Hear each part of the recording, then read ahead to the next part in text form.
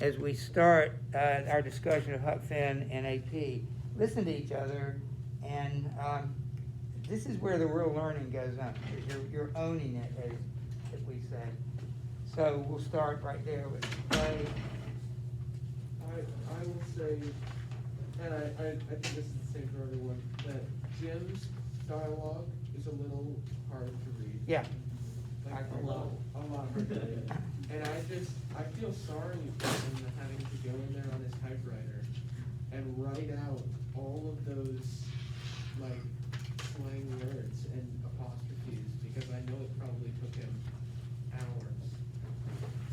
Well, I think Mark Twain would appreciate your respect for that. Can I point out something? It's remarkable to me, just before we go to Jessica, turn to the very first page of the book.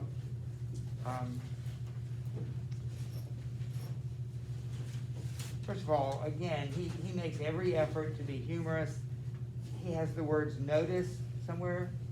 Look prior to the opening chapter. There should maybe it's the page over. Yeah, Parker, do you have yours? Right. Everybody sees this. Notice the word notice. He says, persons attempting to find a motive in this narrative will be prosecuted. Persons attempting to find a moral in it will be banished. Persons attempting to find a plot in it will be shot by order of the author. Just again, he's a humorist. But notice the explanatory statement. Since you brought in this book, a number of dialects are used. To wit, now notice how he can identify them, assuming he's correct.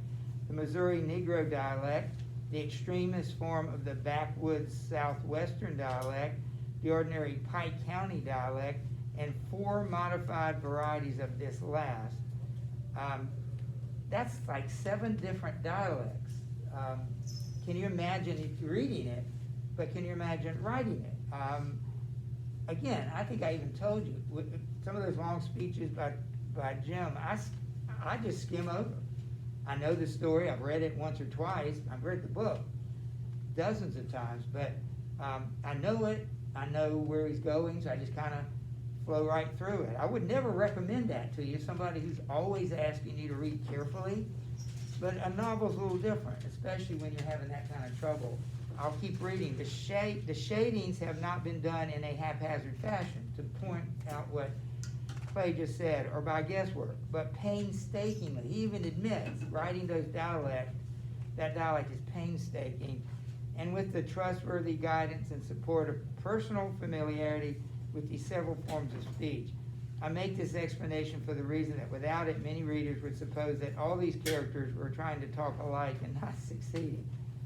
Anyway, that's a good point just to get used to. Yeah, Jessica. Well, so on the first page, like literally the first paragraph, I think that you get to really see like Mark Twain and Huck's character all in one, because he's talking, like, I've never seen a book where it's like the characters actually talking about the author, and it's like, this book was made by Mark Twain, he told the truth mainly.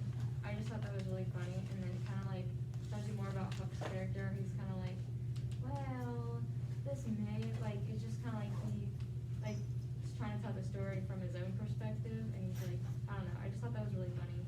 I've actually said that before myself. I said, I've used that, I've told you the truth, mainly. You know, that in itself is funny. You know, the idea that he's admitting that, maybe I've stretched it. You really can't trust anything Mark Twain says. He's like the fisherman who exaggerates the story.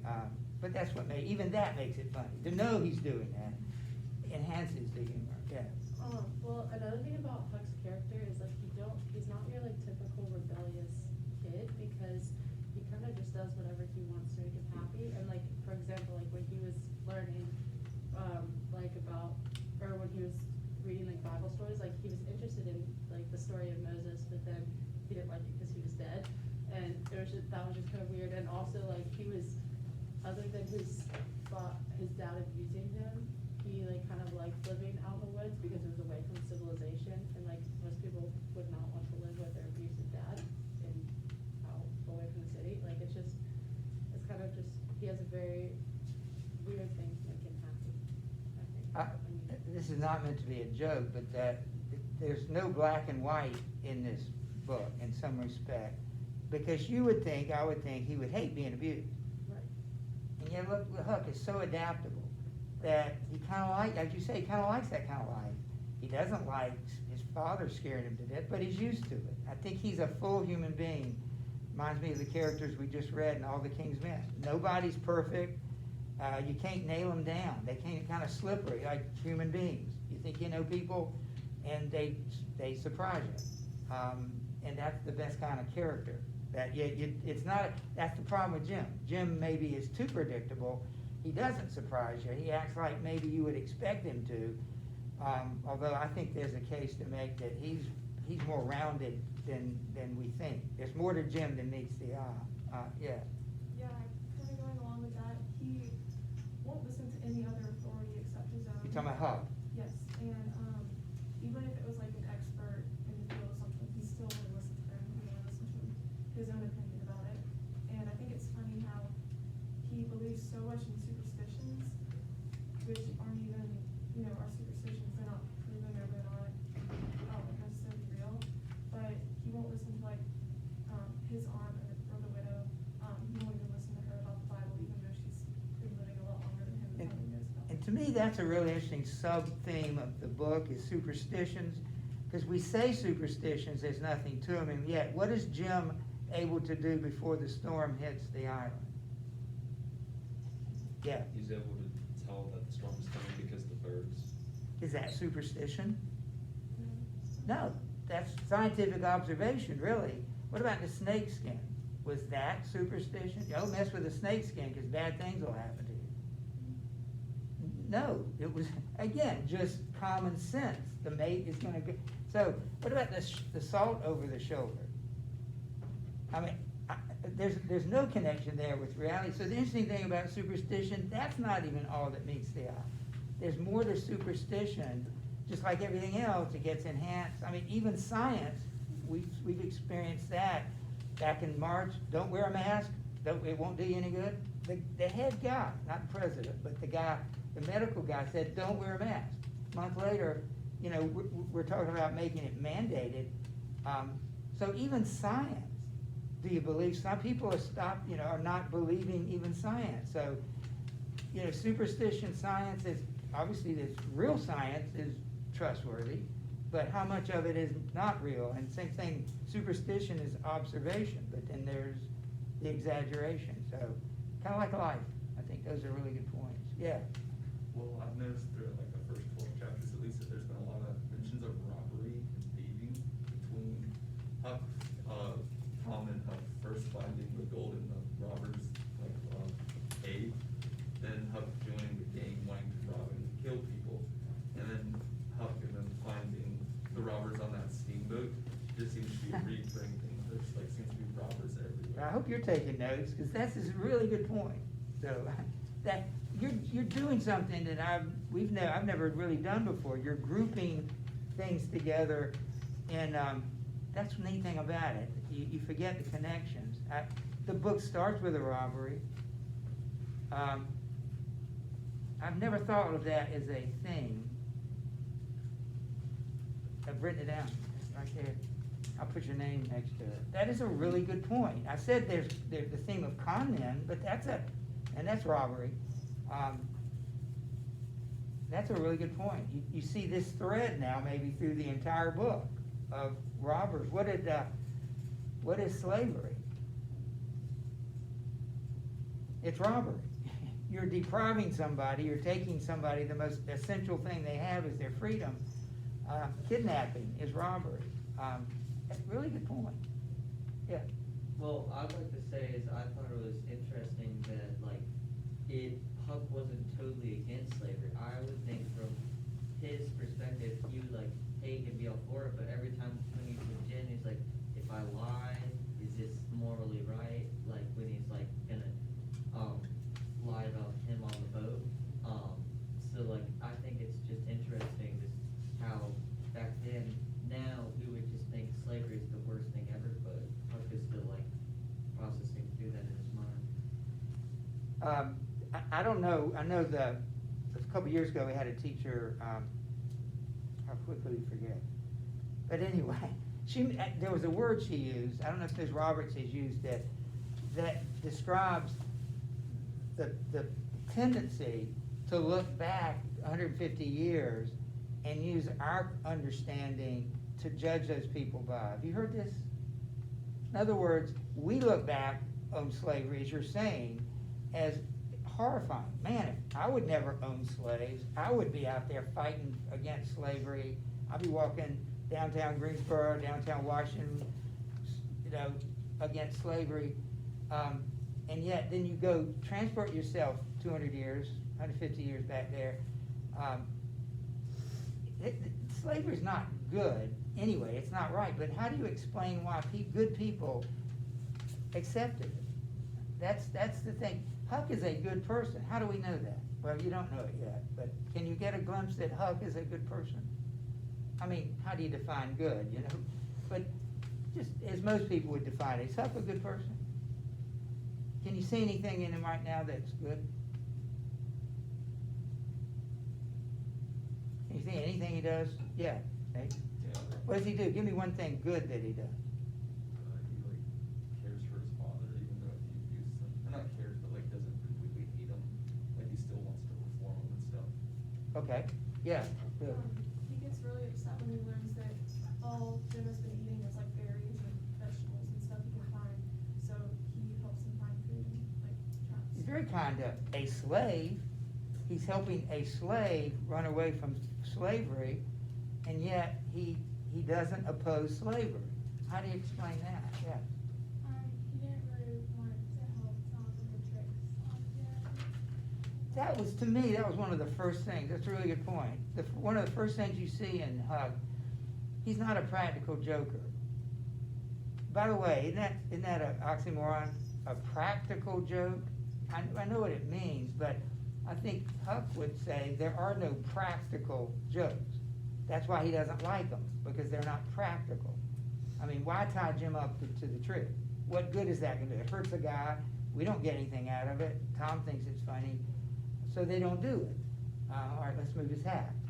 That's okay, but it's still not very practical. It's not very helpful, and that's one thing we see about. That's a good point. And you see about Huck. Yeah. Oh, can I answer? Yeah. Yeah. Well, I was just wondering about, so, at the beginning of the book, when he's not, We never heard you leave. when he's not helping, Tom fight Jim, but later, when he puts the snake skin next to his bed, so they'll scare him, which I think is a practical joke maybe. Yeah, so there's kind of a dichotomy there, there's a contradiction there, even in Huck. It's not the last time he plays a trick on Jim either. There's nothing to be gained. Now, I'll have to admit, I don't remember with the snake skin, but who seems to have a bad influence? When Huck does things that aren't particularly good, which influence, which person in the book does he seem to be channeling, if you can use that word? Tom, I guess. Exactly. For some reason, he thinks Tom is just, it shows Huck's humility, but Tom is just at the top. And so he often says, what would Tom do? Do you remember how he gets out of the, and I don't want to steal your ideas, but how he gets out of the cabin? What does he do to get out of the cabin? Yeah. He takes the axe and he cuts up the pig and he bleeds it to make it look like a murder. Of course, he was out the whole time. He was already out of the cabin. He was free. And yet he spends all this time possibly endangering his, him being caught by his dad, which he almost does. Why is he trying to make it look like a murder? So then their dad won't look for him. This guy doesn't even know how to read and write when the book starts. It takes Ms. Watson or Buddha Douglas to teach him how to read and write. What does that tell you about the connection between education and intelligence? I mean, are those two words interchangeable? You're really smart, but you're ignorant. Is that possible? How is that possible? If you're really smart, how could you be ignorant? Or, and nobody's totally ignorant, but there are certain things. So you see the connection between being formally educated doesn't mean that you're not smart. And I think that just a few minutes looking at Jim would prove that also. A lot of ideas here, we need to come back to. Who's next? Yeah, David. I found it interesting that when Huck's pop takes him to the cabin, that nobody really tries to go and find him. They just kind of let him go. No one seems to notice that he's gone. Yes. In fact, the only time they begin to care about him and look for him is when what?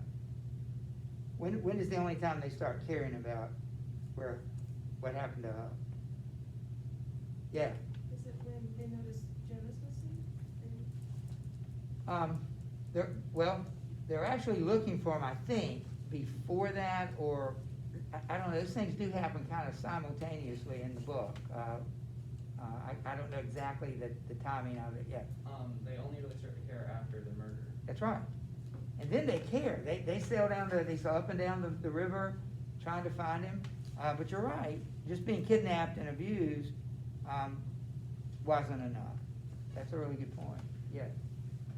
Yeah. Oh, I was just gonna say, they could have, like, that's weird because they would have just followed his dad, because he went into town to get alcohol and stuff. And then, Yeah. So they obviously weren't even trying to look for him that much. Yeah, well, that whole scene, I don't know if we have time for it, but the whole reform scene with the new judge, that's pretty significant. Before we leave, I want to kind of group some of these ideas for you.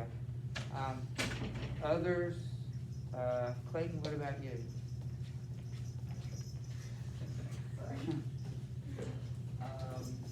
Can't sneak out today. I think that Huck is a bit, like you said, he's really intelligent and more intelligent. How do you know than he's people. intelligent? I think he's more intelligent than people give him credit for because he stages the murders so Right. that people won't look for him. Exactly. Which is really intelligent Yeah. because he knows if he just leaves, people are gonna look for him. That's right.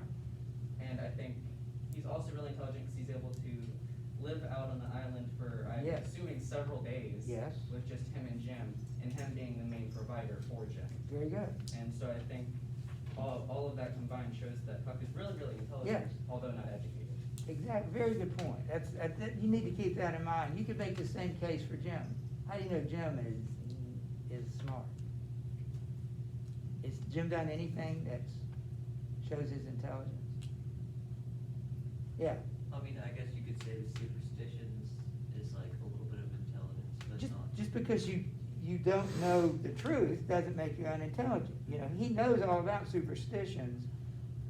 And add to that, what other thing does Jim have in abundance? The hat gets moved, and what does Jim do with that? Little thing, one little thing. What is he able to do? It's some of those stories you didn't read because they were too hard. I didn't read them very. He makes up this crazy story about the ghosts coming every time anyone asks about it. It gets crazier and crazier. I think imagination is a good sign of intelligence. And he has this amazing ability, as does Huck, to just explain and invent things. Yeah. Also, when they're on the island, Jen says, I think it's gonna rain and we should probably go inside and into this cave, and he's right. And after like 3 days of them, like the river flooding, Huck looks at him and he goes, I can't believe I'm in this awesome spot. And Jim goes, yeah, well, you wouldn't be here without me. Yeah, that's intelligence, because again, he knew the history, he paid attention, he observed. So there's more to Jim than meets the eye, and Huck learns about that. Patty, what do you want to add to this? Sorry, I mean, I know what I want to say, but I'm not saying but so, when I was reading this, and I got to the Tom Sawyer's gang, I was just like, not a fan. It was sort of. Not a fan of what? The book? No, of just like Tom Sawyer's gang, and like they told a secret, they were gonna get killed, and a bunch of people were like, why don't we kill their families too? And they're like, great idea. And then I was like, that's not a great idea, but okay. And then they're like, well, Huck can't be a part of it because we don't have anyone to kill for him. I was like, oh, you can have Miss Watson. And then sounds like a good deal, and so they were talking about like what they wanted to do, and they're like, we can hold him for ransom, and they're like, what's ransom? They're like, we don't know. And then they were like, are we gonna kill the woman? No, because that's just wrong, but you're just gonna kill these other people, okay? And then they asked like what days they should do it, and they're like, well, not Sundays, because that's wrong. And I'm like, all of this is wrong, and I was just very confused by that whole part. So if somebody wanna explain that, maybe somebody hadn't shared yet? Where does Tom get his ideas? That's right, books. And he believes them. Whatever it's, you'll see this throughout the book, whatever it says in the book, we've gotta do that. It says in the book, you gotta kill the parents, you know? What does that tell you, that a 14-year-old boy in 1850, would say and think such a thing? What does that tell you?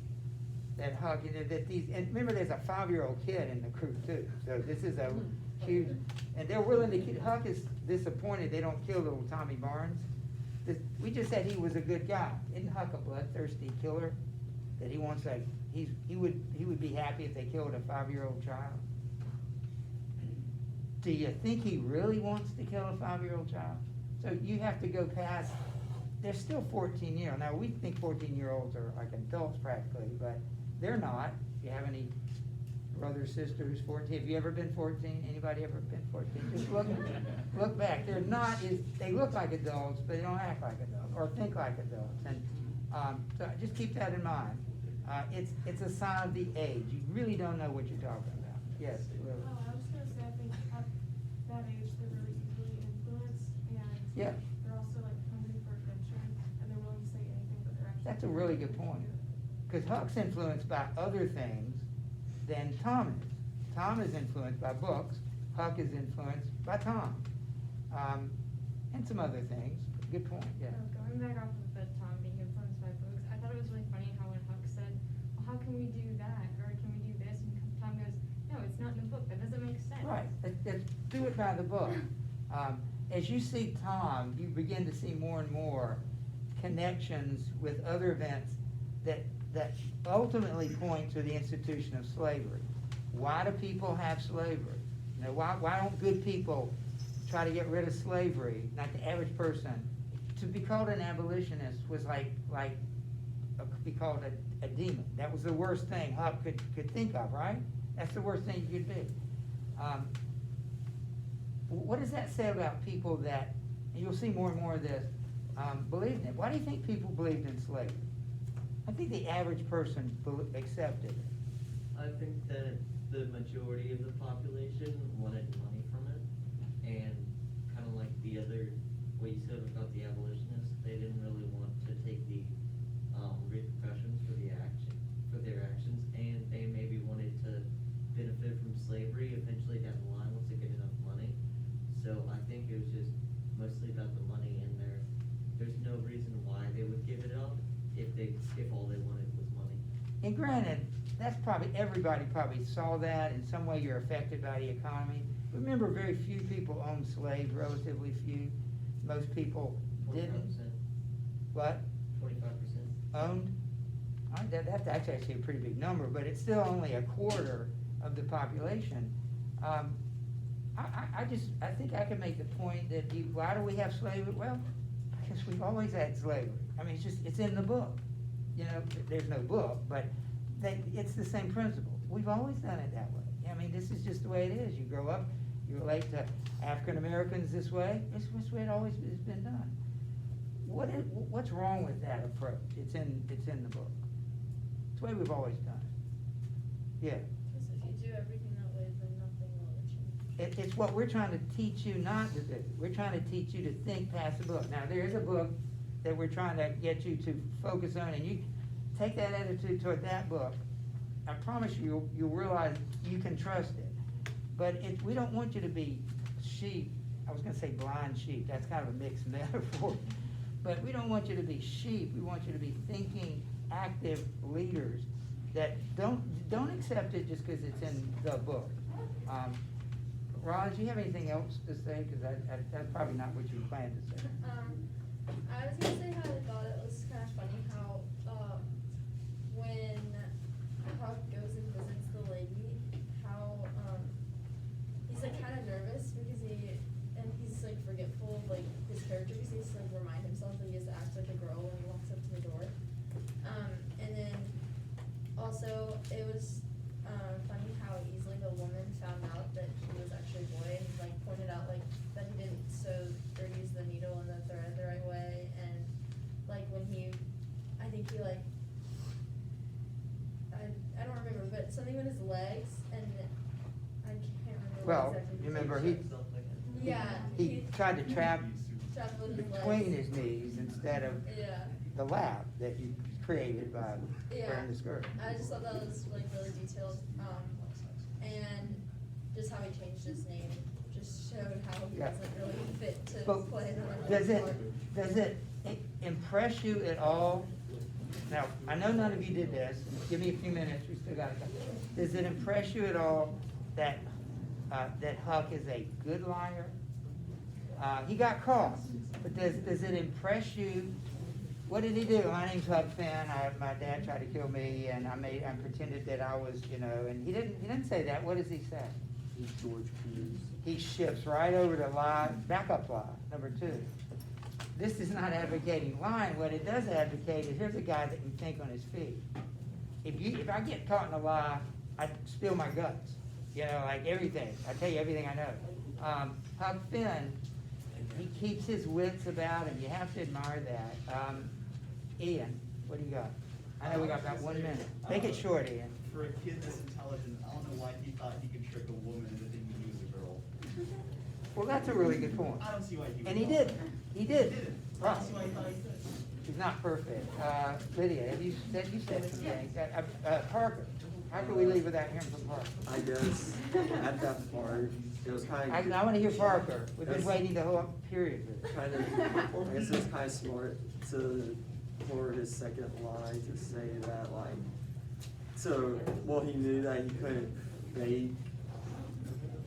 fake being a girl, but he could lie about, like, what he knew, and he knew how to be a farmer. Yeah. And so So that's she what- started shifting again, and he went right with it. He knew all and about she being. then questioned him Yeah. about it, but he knew about it. Very which was good. pretty smart. Becca, I don't want to leave you out either. Emma Shea, have you had a chance to say anything?